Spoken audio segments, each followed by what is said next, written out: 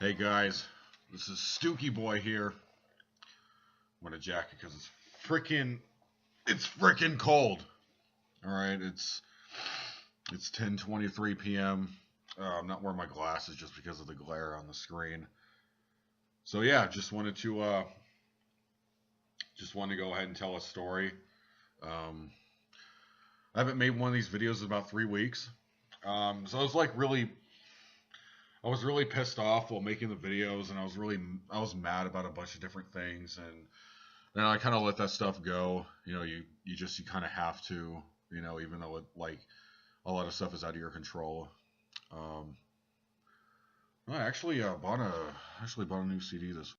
All right, so I got the CD right here. So, uh, what is this again?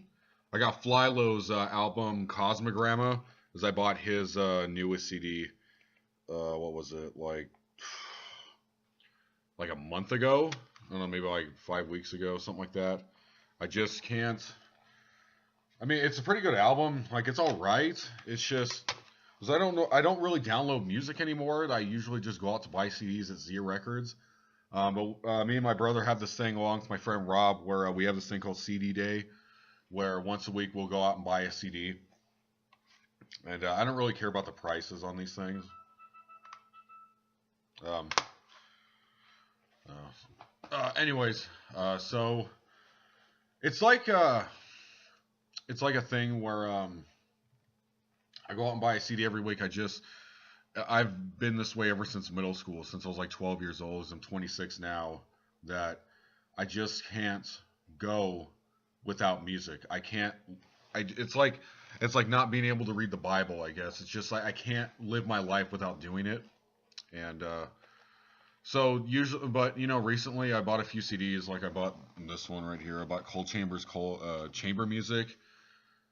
I downloaded it on LimeWire back when I was in high school. And I was like, oh yeah, these guys are pretty cool. I used to really like them in high school. Sure, I'll buy it. And then it's like, But same with the Cosmogramma. That's the third Flylo CD I bought in like the last 2 months because I'm a when I found that guy, I became like a pretty big fan of his. But especially because he's also signed to Adult Swim and he makes all the stuff he makes the music for their commercials or something like that. But I bought it. That's the third CD I bought, but 18 tracks, like two of them are really good, and all the other ones are just kind of like, I can't stand that when artists, like it's like a full length CD, like over an hour long, but like only like 6 minutes of it, it's like like good, like not to say like all the tracks are good. I mean he's talented, but it's just it really bugs me, like about the new Slipknot CD like a month ago when the day it came out, the Gray Chapter number 5, something like that, and it ended up like the CD sucked. Anyways, yeah. So, anyways, I was gonna tell a story. Uh, kind of what Pickle Boy does. He has Throwback Thursdays. I guess I'll do Throwback Tuesdays. Um, so there is So I used to be in wrestling school actually back when I was 21. No, I was like 19 through 21, but I was battling anxiety disorder at the time, so I was in and out. But I ended up being there for 7 months, back in California at All Pro Wrestling, and I was just telling my brother about the story where I used to know a guy in there. I think his name was Jason. He was a guy who was shorter than me. He's about 5'9", something like that, 5'8". And he was like really muscular. He had a six pack, like big abs and everything. And me and him hit it off at the wrestling school. And what we had to do was I had to run 2.5 miles every time we went to school. And Roland Alexander, he died recently, but Roland Alexander gave the people asked for a key, he would make a set of keys for people who want to come in that wasn't on Mondays and Wednesdays. Because Monday and Wednesday night it went from 6:30 to 10 of the school, wrestling school, of all the stuff you had to learn and all the cardio work and weightlifting and like all the stuff you had to learn.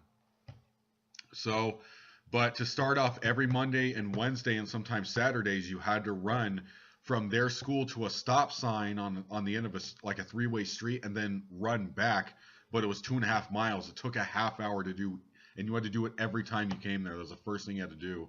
So warm up or whatever, even though I spent $3,200 to go to the school, and it took me like 13 months to pay it off. It was ridiculous. But anyways, so it was a thing where I ran with this guy. I met him 4 or 5 months into the school. His name was Jason, and he came from a WWE at the time. He said he wrestled on house shows, and he was never on TV, but like he was at the Raw and SmackDown tapings, but he was never on TV or anything. He was kind of like a prospect guy, and then they ended up firing him like a year and a half later. It was like 2004 to 2000 and 2005, something like that, maybe early 2006. And so what happened was that me and him would run together for about 2 months. And me and him hit it off. I mean, it was kind of strange because we had like nothing in common. He was a redneck guy with like a really strong like Tennessee accent. And, I'm like a city guy. I was a punk metalhead, still am, but like I was just really into it back then. It's basically when I graduated high school, like a year and a half. But he was telling me about the story about Chris Benoit, that he worked with him and some of the other guys that were wrestling on Raw and SmackDown at the time, and like that show Velocity and Sunday Night Heat, like stuff like that. But he only wrestled in the house shows. But he was telling me this really funny story when we were running one time. He was telling me that we ran across the railroad tracks, and this is in Hayward, California. Ran across the tracks. This is back in 2008. It was back in 2008, and me and him were running.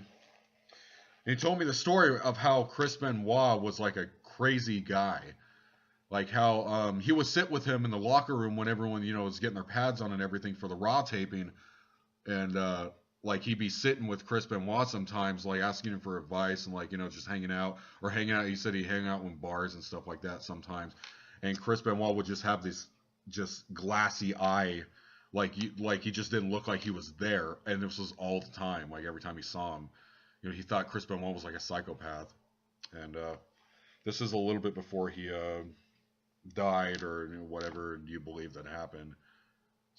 Some conspiracy theorists think that Kevin Sullivan hired people to kill him and his family and make it look like a suicide. Or he could have killed himself and committed suicide. You don't know. But anyways, so we were running and he was telling me the story where this guy came in. He was one of Shane McMahon's friends. I've never been in WWE. I had one match in wrestling school. I wrestled in a tag team match, and it really sucked because, even though I was proud of it, I wrestled in front of 3 of the wrestlers who were independent wrestlers, including my teacher, in this tag match. But we were only allowed to use the moves that we learned, which was all chain wrestling. And even though I was good at it, because they called me textbook in wrestling school, even though they didn't let me test, they was like, "Oh, Sean's not ready." So even though I threw down so much money and so much time, and it just drove my patience. But anyway, so this guy came in, and he said that he was like the best guy. Like he was a really, really prideful person. I didn't even know what his name was. He told me his name, but I never recognized him. I think he wrestled on like SmackDown once and Velocity once, and then he quit. But it was some redneck guy from Tennessee, from what my friend at the time was telling me. He wore all red and black, and he was coming in and just talking crap in the locker room, saying, "Oh, how big I am and how great I am." And me and Shane McMahon were friends in high school, kind of like the 3-man posse or the Mean Street Crew or wherever the hell those guys' names were back in like late 99, 2000. Shane's friends. I guess he knew Shane McMahon or something. That's how he got the job there, but he didn't really have any formal wrestling training, and he didn't tour the world, paying his dues. So he was talking crap, and then he said one day, the day he quit, is that Chris Benoit grabbed him like by his throat, just grabbed by the collar of his shirt when he was talking crap. He slammed him against this brick wall in the back, like in the back of the stadium or whatever, where the locker rooms were. And he slammed him, and he was like pointing his finger in his face, saying, "You are not above me. You're not above anybody here. You don't know shit. And, like, he just went off on him. Like, Chris Benoit, like, my friend Jason was telling me, it looked like he was going to kill him. So, it was funny because then he said he never saw the guy again. He just quit the job, I guess, after Chris Benoit put the fear of God in him. And then my friend Jason, the guy I worked with at All Pro Wrestling, ended up getting fired because the WWE didn't know what to do with him. But he was a buff guy, kind of like Taz, but he was a short redneck kind of guy, and that doesn't really fly, in big wrestling stadiums and events. It's just like, because the small guys are the cruiserweights and the big guys, big buff ones, are the main eventers. So if you're buff but short, it's kind of like they don't know what to do with you, like the writers. So, I don't agree with that. I think that's just poor management and writing. But yeah, so that's a story about Chris Benoit, because he's my second all-time favorite wrestler other than Cactus Jack. And the other guy told me a story. I'll tell some more wrestling stories. All right, guys.